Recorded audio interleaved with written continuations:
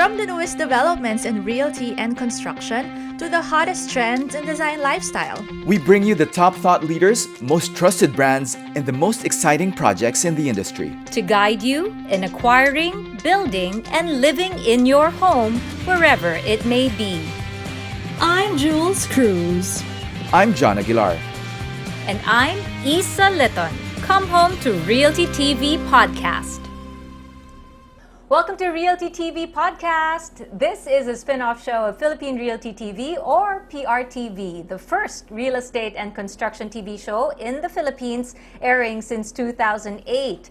PRTV is actually the top-of-mind television medium for anything related to the real estate and construction industries. And now, we welcome you to its new podcast form. Realty TV Podcast will present more in-depth discussions and even features on everything real estate. Realty TV is also available, by the way, on YouTube and Facebook. So greetings to all of our listeners in the Philippines, Asia, and beyond. I'm Isa Litton.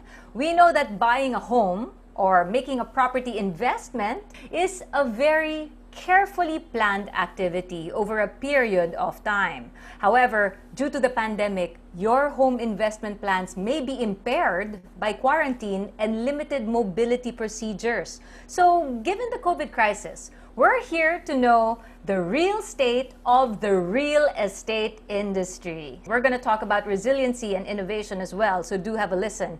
Here with us today is the President and CEO of Phinma Properties, Pete Felix. The company has been building inspiring homes for more than 3 decades now. Let's say hi to Pete. Hi, Pete. Hi, Isa. Good afternoon. Nice to see you again. Nice to see you.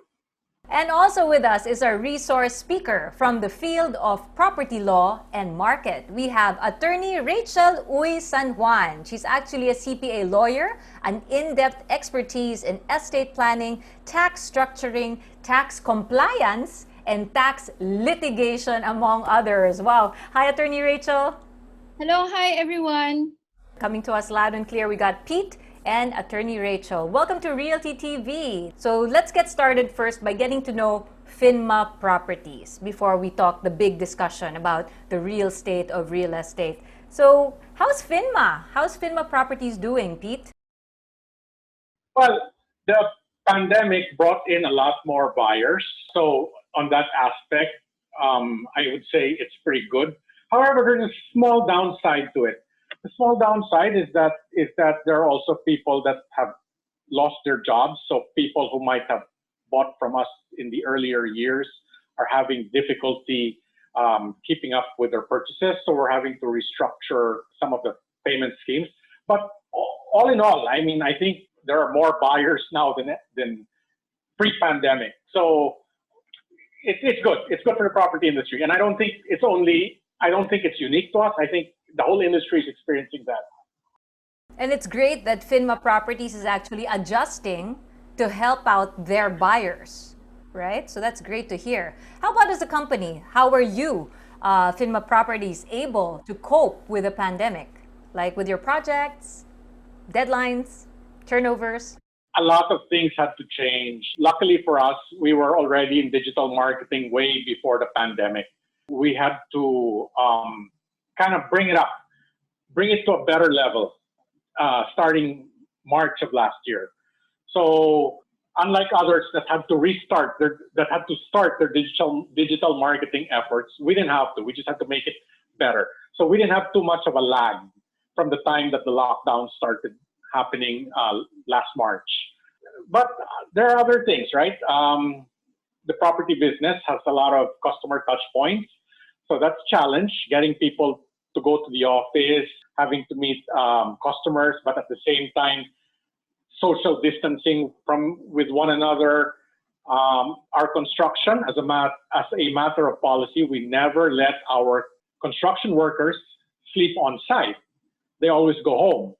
But because of the pandemic, and it was the only way to get the government to allow us to continue construction, we had to change that policy. We had to put other safety measures in place, and even the barracks where construction workers stay had to be designed. I mean, from what you housed them. So we wait, had to. We had Yeah, to. you housed your construction workers. Nice, Steve. Right, Uh, and yeah. typically these construction workers are all together in one barracks, right? We have to build it in such a way that they have their own cubicles individually because it was the only way to keep it safe. An outbreak means a total stoppage of the construction site. So, a lot of things had to change, but luckily we did it all. Wow, congratulations to Phinma on that, Pete. And again, taking care of your own. Yes, definitely. So let's talk global now. Okay, let's look at what's happening all over the world. Anybody who would like to share first about current global trends when it comes to real estate? Attorney Rachel? There are actually two factors that will drive economic down from this pandemic. So, widespread vaccine rollout and easing of lockdown restrictions. So, we've seen that in major economies like China and the US. So, I think globally we're on track to recovery.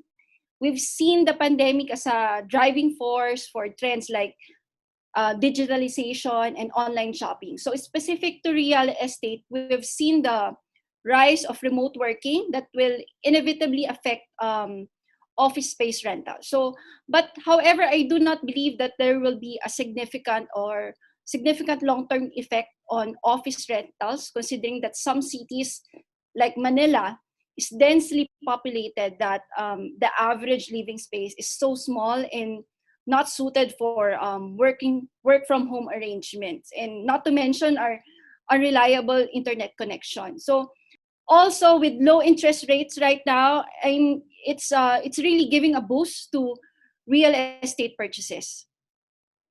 Okay, what about residential though? You're Yeah. So for residential, right now there's also an increase. Well, last year we've seen some increase in foreclosures and faults in amortization payments, but most of the real estate companies are accommodating, like restructuring their payment terms, waiver of late penalties because of the pandemic, and also because again of the low interest rates. Actually, there are a lot of people who are, though there are a number of foreclosures and defaults, there are new buyers of this property. So there are actually really no if that will say that there would be an oversupply. Actually, there are new buyers of these properties. so there's opportunity. There's Yeah. definitely opportunity in this time. How about from your side, Pete? What have you been observing in current global trends?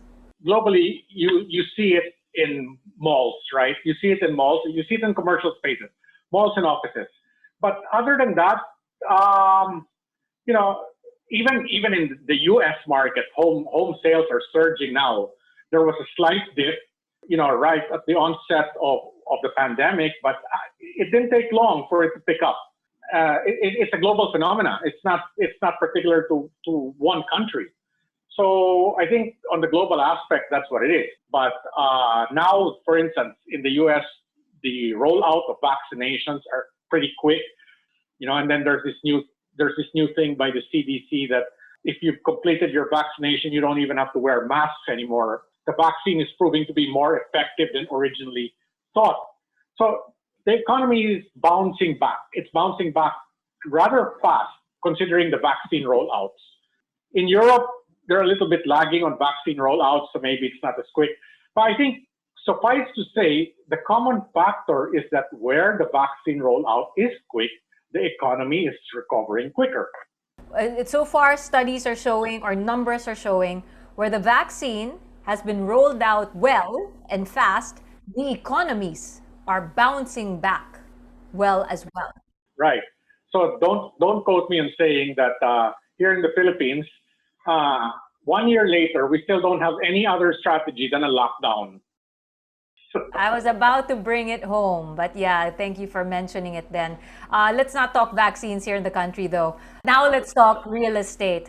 I think it's I've been hearing it over and over. I've had the pleasure of interviewing a lot of people when it comes to real estate businesses.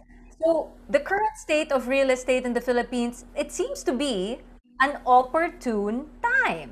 What's your thoughts on that? Being in the Philippines. Very much so. I agree with Attorney Rachel. uh, there's such a huge backlog in housing that whatever foreclosures you have are going to be absorbed. You know, First of all, developers cannot even produce enough to satisfy the demand. So it's not like the threat of an oversupply is there. Add to that all the construction delays last year, plus the postponement of project launches from last year to this year, and maybe towards the end of the year, pa. So you put all of that together, it's creating more of a mismatch between supply and demand. Some weeks ago, I was addressing a group of Filipinos globally, and I also kind of drove the message that it's an opportune time to buy. While interest rates are low, while developers are striking deals, do buy. It's not the thought of prices coming down in the near future that's wrongly placed. It's not going to happen. If you miss this period, you might not be able to come in at this price anymore. Ooh, good tip. How about you, Attorney Rachel? I would assume you're busier than ever when it comes to, real estate purchases as well, helping people out. What's Yes. your side, Attorney? Yes, for residential properties, definitely there's an uptick in sales. And of course, developers are very aggressive right now in their marketing and making their deals more attractive to their clients. But more interesting is that, especially for premium real estate markets and in the secondary markets, you will note that the prices are pre-COVID prices. The prices are not affected by the pandemic, and there are actually buyers of this property. So the pandemic seems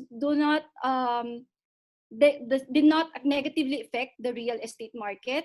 In fact, you'll see in the papers that our GDP is forecasted to grow between 4 to 5% this year. So our economy will rebound soon. Very soon, I should hope. But Yes. okay, if you're saying prices retained at pre-COVID rates, I would have thought prices actually went down to make it friendlier, There's right? that Yeah, perception. But for premium markets, it uh, didn't. it It just didn't maintained. because the owners of these properties are still liquid. They're still cash rich. I mean, they're not really significantly affected by the pandemic. So they are liquidating their assets not because they need cash, but maybe for some other reason. So they're not really eager or willing to reduce their prices just because of the pandemic. And surprisingly, there are still buyers. So meaning there are still people who are liquid enough and willing enough to go into real estate market, even though for pre-COVID prices. Ooh, how's Phinma Properties doing with this one, Pete? Especially after hearing what Attorney Rachel just said. Did you lower some of your prices or? No, we did not. We did Okay, not so lower prices. Just to take off from where Attorney Rachel left off, it's a combination of a couple of things, right? So you have people, or I'm going to specifically talk this time of the affordable market. You have people needing homes. They were in dormitories previously, or they were home sharing, but now the need to be safe, the need to be isolated. There's a need for homes, and then the same people are not spending on traveling. They're not buying as much clothes, as much shoes as they used to. And there's only so much you can buy in Shopee and Lazada of the same thing, right? oh, wanna bet? Wanna bet? Just kidding. Okay, back to you, Pete.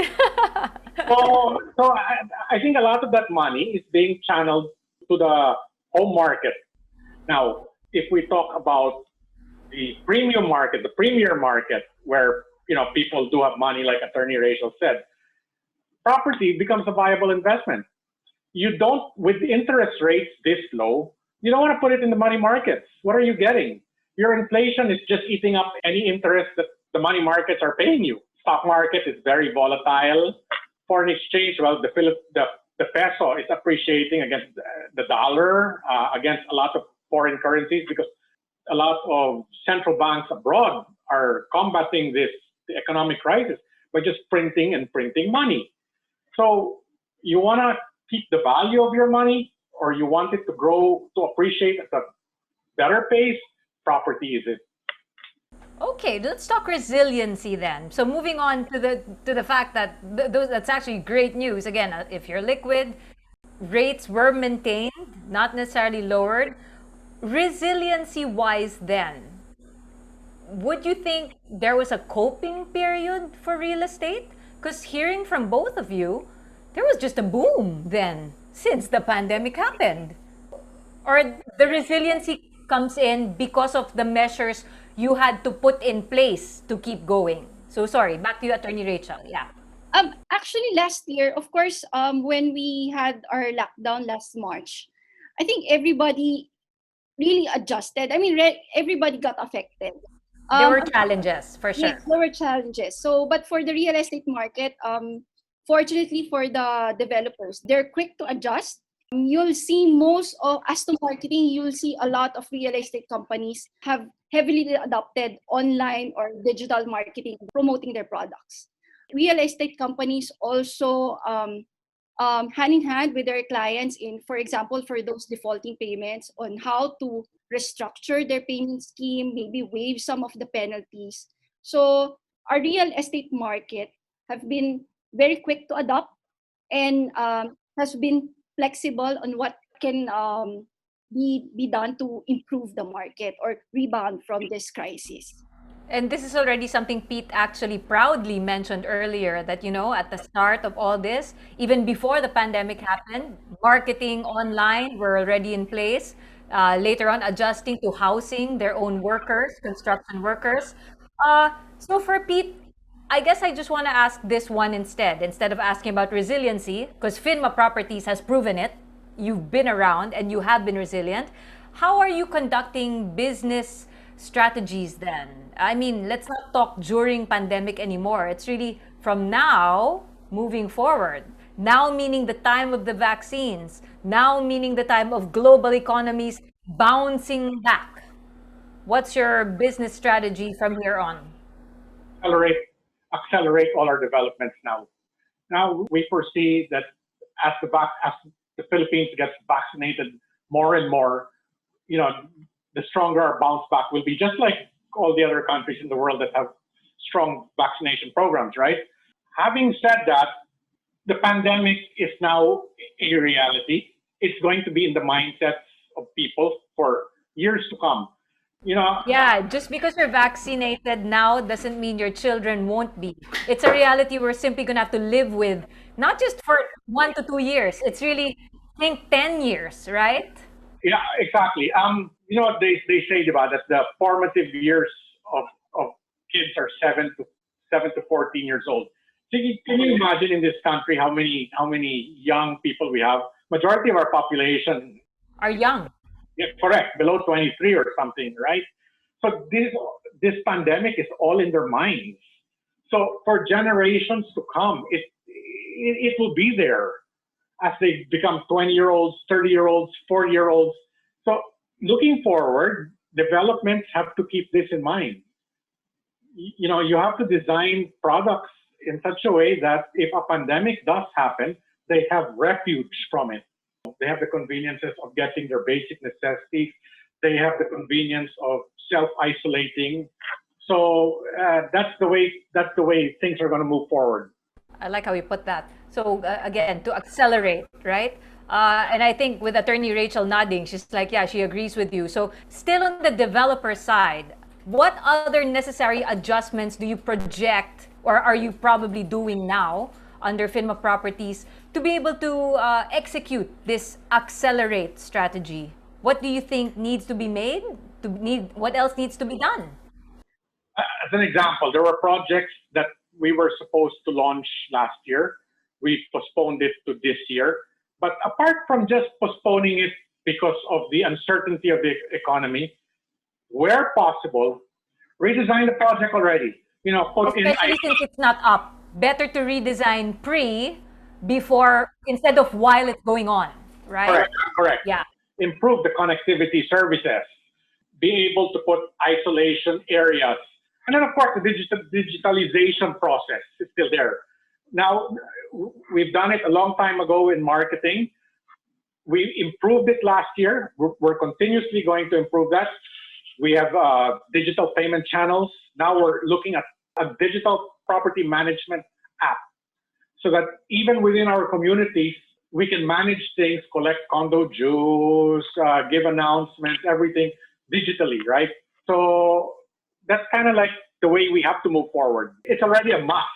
There you go. That's innovation during crisis. And again, you're at the sweet spot that the delay of certain launches worked for you because now you're able to redesign, readdress, reimagine what a future generation would be looking at and needing because of the lessons learned the previous year and at this time. So again, opportunity in crisis and definitely installing innovation. I heard so many from the app to redesigning spaces. It's all innovation. You have to be on that bandwagon. Correct. Agreed. Anything else out of the box? I wonder from Attorney Rachel's side. I mean, is this all new to you, what you're hearing from Pete? Or do you see some sort of trend, others doing it as well? Actually, there are already apps and websites who does the property management system online. So typically, when you pay your association dues or you want something fixed in your condo, you go to your property admin office, right? But because of the digitalization of the property management system, you just have to have your phone and pay. You can pay there your dues. Your phone is life. Everything's Yeah, there. then you can make a complaint there about your neighbor. So it's really, there's already an app existing right now actually in the market. Okay, let's go then. Let's really, hit our market, customers and buyers. So the new normal then, of course, when it comes to purchasing homes, there's a need, there's a demand. That one was very, very clear from Pete, especially here in the Philippines. Kulang pa, right? But now in this new normal, when it comes to investing in real estate, that's a different topic. Investing in real estate. What are the processes now, Attorney Rachel? And some cases maybe that you can share with us to guide us. What's happening? Okay. So if you're a real estate investor, part of the investment process is the due diligence, payment of taxes arising from your purchase and transfer of title. So if you're buying from a developer, these issues are most likely be taken care of by the real estate developer. So if you're buying from Phinma, you won't worry about paying the taxes like capital gains tax or documentary stamp tax. It's part of the value-added service provided by the real estate companies.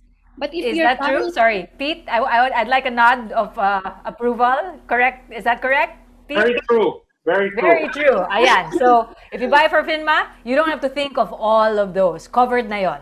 yeah, Okay, that's so part back to of you, the attorney. value-added service provided by real estate companies. But if you're buying from the secondary market, if you're buying directly from an individual, it's part of the investment process to do the due diligence, payment of taxes, and to process the transfer of title. Unfortunately, 80 to 90% of this process involve the government. Unfortunately, also, the government is a bit slow in adopting to the new normal or have adopted the digitalization. So, Yeah, like online payments, kailangan mo pa rin yes, pumila. You still need to go to some sort of office, line up, make a yes, correct. schedule. Good luck Yes. if you actually get a schedule. Yes. So though some cities, some local governments already allow the requesting of documents through online or email, but sometimes you still really have to go to the government office to pick up some documents, to pay your taxes, etc. One instance is in the Register of Deeds. We have to, of course, when you process the transfer of title, you need to pay the registration fees. And before you pay the registration fees, you need to have the assessment form from the Register of Deeds. So my staff have to line up as early as 4 a.m. just to get it for a client. Why? Because of the backlog that piled up because of the lockdowns and because Delays. of the Yep. skeleton workforce. Yep. then the limited numbers of transactions that they can process in a day. Though I assume for the private sector, they have already adopted the e-signature, but for government offices, sometimes the signatory should physically sign the documents. And the signatories are working from home. So it causes delay in the transactions. Of course, the delay increases the cost of processing these transactions. But even though there's a delay, we can still close and complete transactions. So that's the good thing about it. It's really not a complete stop. There's just more delay, and you just have to be more patient. Okay, thank you for the reality check on that, attorney. But adjustments, okay, speaking of adjustments, train law, that was a big deal at the start of 2020, right? This new train law. So adjustments regarding that, and even imposed VAT exemptions, right? When it comes to real estate transactions. Maybe there can be good news there for our listeners. Yeah. Yeah, there are actually some positive impact of the train and create law. Train law was passed in 2018. Create is recently. There's an increase in VAT exemption on lease of residential property. So from 12,800 to 15,000. So this will benefit the workforce, especially those from the provinces who will rent space here in the metropolitan area. So this is good definitely news for renters if you want to renters. rent a property.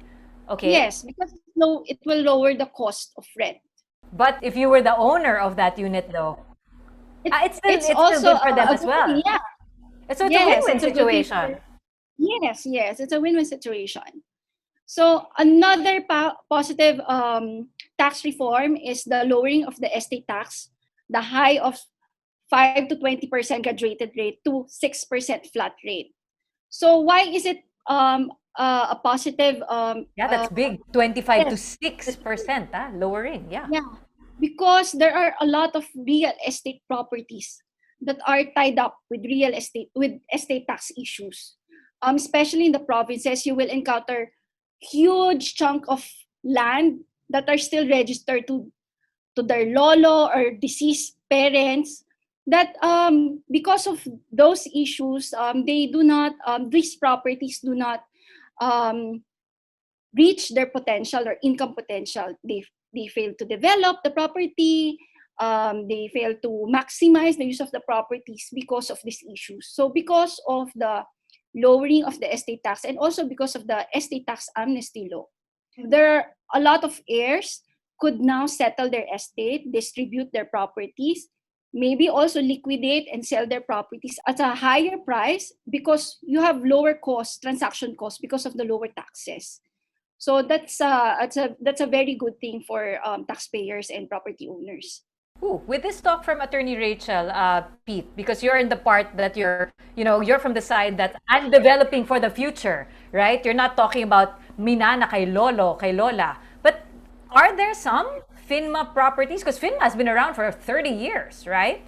So are you involved with existing property owners in helping maybe this particular scenario that attorney just mentioned? Well, we deal with it on a case-to-case basis, depending on our need for properties, right? When we acquire properties and we have such situations, then we do help the property owners who we're buying from or who are our joint venture partners hurdle certain tax issues so that we can acquire the property and make it productive. There you go. So again, I think for this definitely this part with train, create laws. Give us a gist, Attorney Rachel. That is it really a good thing? I mean, I remember the debates here. I remember seeing it in the news. There were just so many people clamoring, parang lugi. There are so many things they didn't understand. But when it comes to real estate, the train and create laws are a good thing. Generally, it's a good thing because of the first for the rent, as I've discussed, it's an increase of VAT exemption cap, the lowering of the estate tax rate. Maybe one of the negative side of it is because actually create law increase first the VAT exemption on the sale of house and lot to 4 million. However, it was vetoed by President Duterte. So currently, the only sale of houses lot with the price of 2 million and below is VAT exempt. So I think that's the only negative impact of create, or actually vetoing of a provision in create law, because the increase of the VAT exemption for sales of house and lot will actually provide relief to low-income buyers of real properties. And that's actually, wait, that's the market of Phinma. Affordable. No, Yes. not quite, Pete? Yes, it is. It is. So for us, that really was a disruptor. The Create bill was supposed to be at 4.2 million, but vetoed, as Attorney Rachel said. So it's now down to 2 million, consumer price index adjusted to 2.599 million. But, the lower the VAT ceiling is at 2 million, actually, our margins go up as developers. If we're not able to charge VAT and pass it on to the buyer, we actually have a higher margin because of what we call an unrecoverable input tax in our cost of goods. So our margins will actually go up by 4%. But still, developers are opposing it. It's not because our margins will go up. It's because buyers will have to shell out 12% more. And therefore, it's going to be harder for them to afford it. That's really the main issue. I think the perspective was wrong in thinking that these developers don't want to pay taxes. It doesn't make a difference. We actually make more margin. And the pressure became the buyers because Exactly. now the increase, yeah. Right. Thanks for pointing that out, huh? So that's the main issue about the lowering of the VAT exemption ceiling. Okay, but again, this is best taken up in another webinar, I should think. Let's go back to the real estate scenario then. So there's no doubt technology is playing a major role in the property sector ecosystem. We talked about that at the start of our discussion. However, it's not in cities now that the demand, right? The demand's not in cities anymore. In fact, I've heard this rurban concept. Rural, na urban. Projects outside Metro Manila are getting more interests and inquiries at this time. Correct? Pete, how are you doing? You're also going out of Metro Manila, your projects. Luckily for us, the pandemic served our direction that we took early 2018. We wanted to take advantage of build. So we said, you know what? Let's limit our projects in Metro Manila. Let's go to the regions. The pandemic kind of like gave a seal of approval to our plan. Decongest Manila, decongest NCR. Right, exactly. Okay, how about from you, Attorney Rachel? Do you see this rurban demand happening? Yes, actually, there are a lot of people considering moving back to the provinces, and there are actually several developers who are catering to those demand. That is one type of rurbanization. Even though within Metro Manila condominium units or properties within Metro Manila, there have been rise of community gardens or back gardens. So these are things that interesting or increasing interest in our market, and something that developers are actually considering in redesigning their projects. And definitely more realistic in rural areas nga. Diba? I mean, come on, if a city's already there, what are you going to do? Break the concrete, right? Though that's, it's a possibility, but a more expensive one. But Attorney, before I move on to my next question, is there a difference in buying property in cities versus in more rural or rurban areas? The process is the same, but what about the, processing period?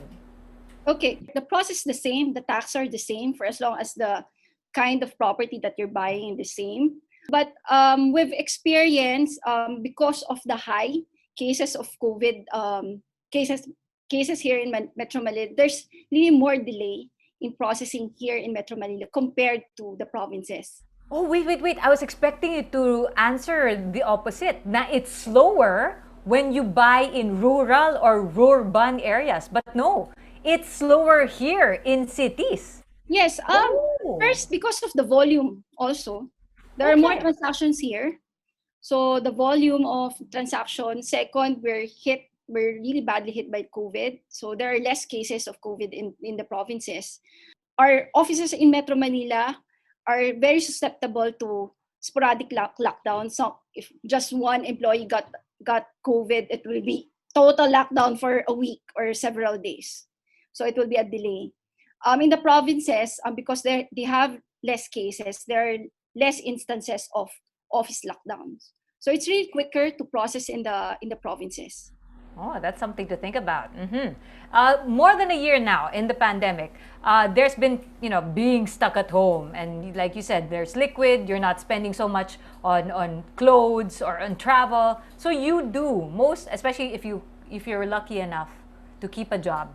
Okay, let's qualify all those things. If you're lucky enough to still have a job, money is coming in and that money going out, opportunity is there. So I could like to think it's like thinking there's this pent up, energy and source of resources. So do you think revenge shopping, it's like for 2021 onwards, will make it an exciting year for real estate? Because again, if you are lucky enough to have kept your job, an income is coming in, where are you going to put that money?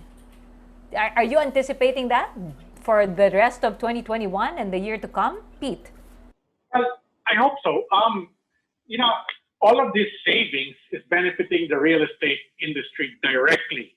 Okay, but the economy bouncing back, restaurants reopening, shops reopening, more people getting employed because this restaurant has reopened its 20 branches instead of its scaled down 2 branches.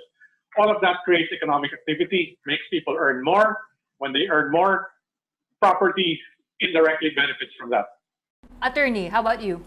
Yes. This pent up, an idea of a pent up demand. So everyone will look towards revenge shopping for real estate 2021. Yeah, actually, it's expected that there are personal savings accrued over the past year because of less travel, less gastos on non-essential items like clothes, bags, etc. Especially for those coming from high income families or individuals. So this personal savings, this accrued personal savings, will hopefully be freed up this year, and some of this freed up savings would trickle also to will benefit real estate. Because why? Real estate is a good investment. If you're an investor, real estate is an essential investment component of your portfolio. Why? It has a return.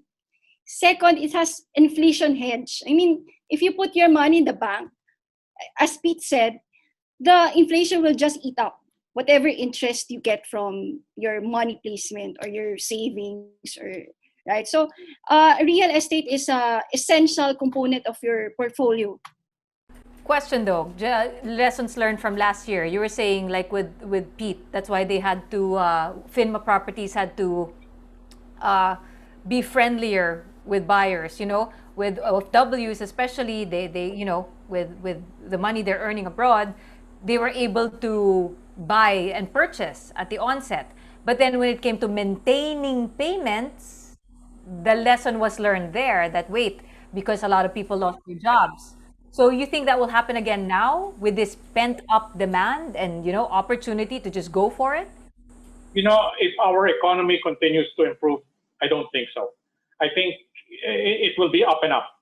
Now, if things get worse, if a new variant from the North Pole arrives, How many variants do we have na ba? 8? right? It's a different story. But other than that, I think it's up and up. How about you, Attorney Rachel? Again, just a lesson learned from what you actually brought up at the start of the discussion. How some payments had to be stalled, could not be met. Because now we're saying, yes, for 2021, real estate is the way to go. So people will be, buyers would probably go for it. Like, yes, you're right. But then how do you sustain? So let's be smart about it. Actually, the forecast and the economy is very positive. A lot are optimistic that we'll bounce back. And actually, we're right now in the real estate market, we're already feeling it. There's really an increase in the demand.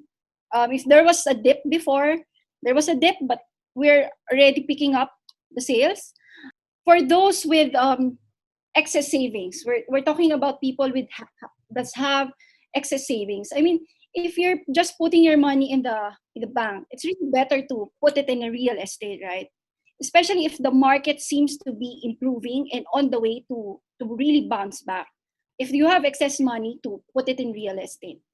Okay, Pete, Attorney Rachel, let's think before I ask my last question, which is, final advice for buyers. Before I ask that, I want us to talk about this worst case scenario. I know we have been so opportune.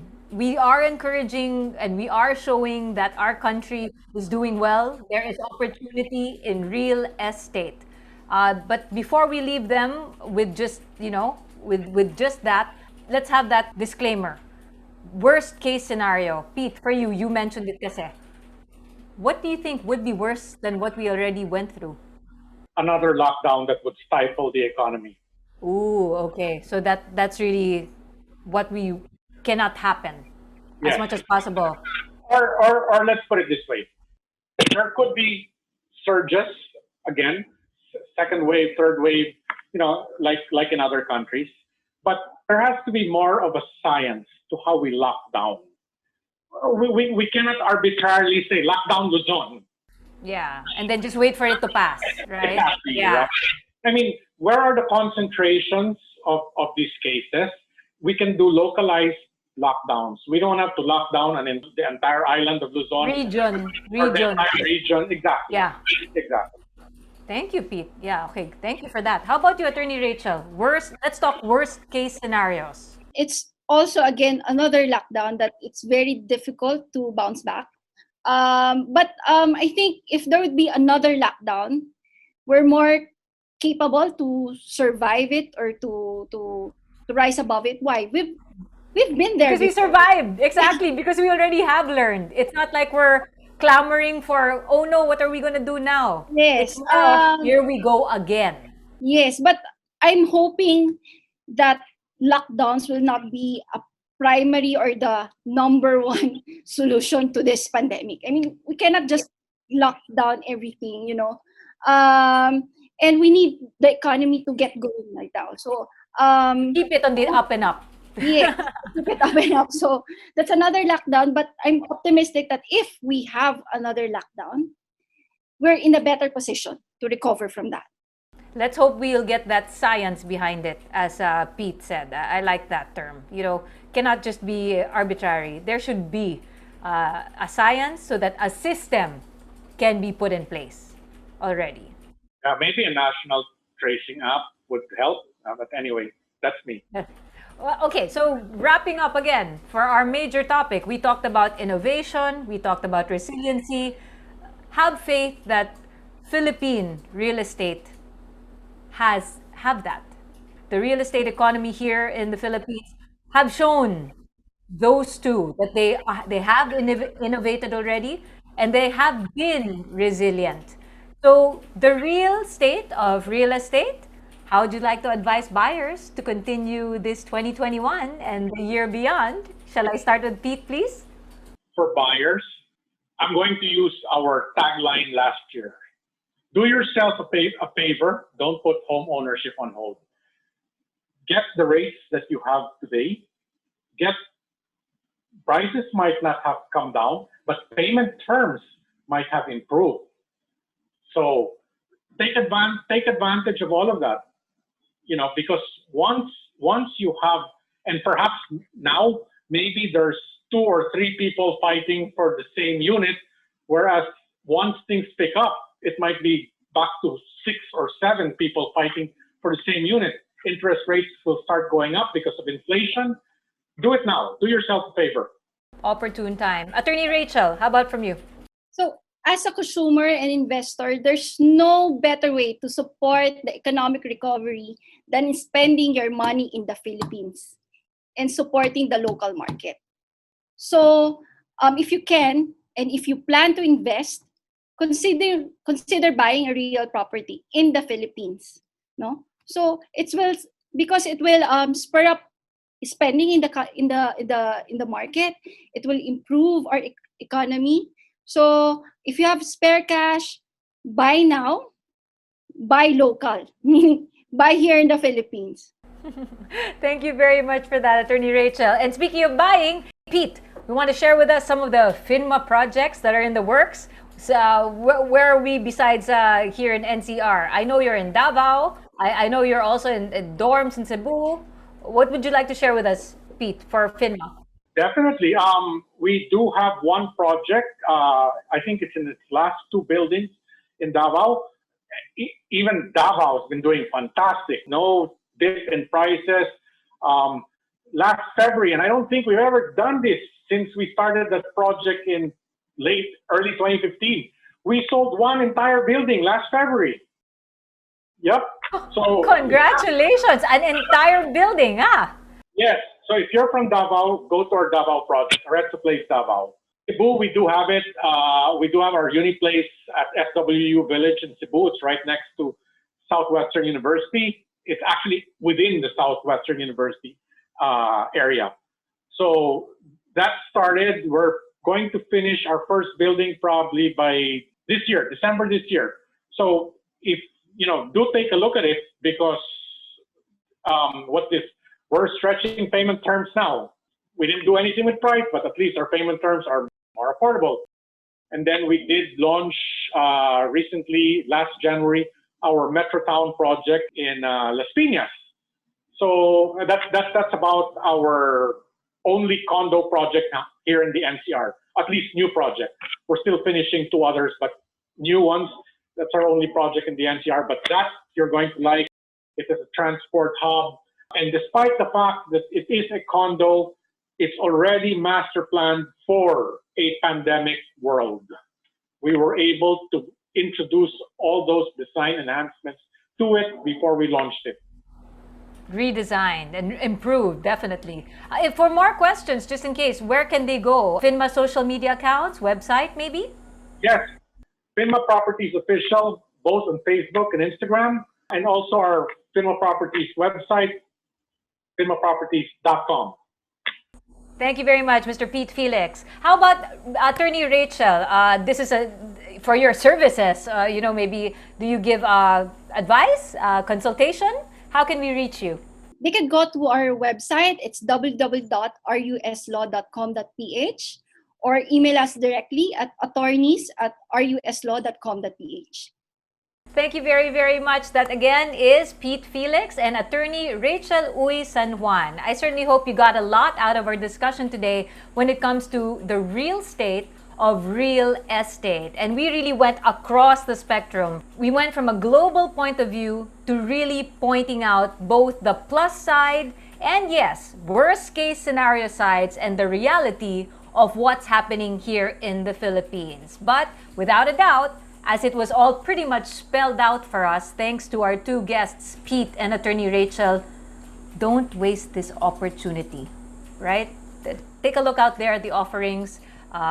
You never know. It's something you can do for yourself or for your family. So if you'd like also to know more about our other podcasts, check out Realty TV Podcast social media accounts. We have our website, PhilippineRealtyTV.com. You can also find us on Facebook. That's Philippine Realty TV. On Instagram, we are at Phil Realty TV. Please do subscribe to Philippine Realty TV and Realty TV podcasts in our YouTube channels. My name's Isa Litton. Again, thank you for joining us. Pete Felix from Phinma Properties and Attorney Rachel Uy San Juan. Do stay tuned for more episodes of Realty TV podcasts.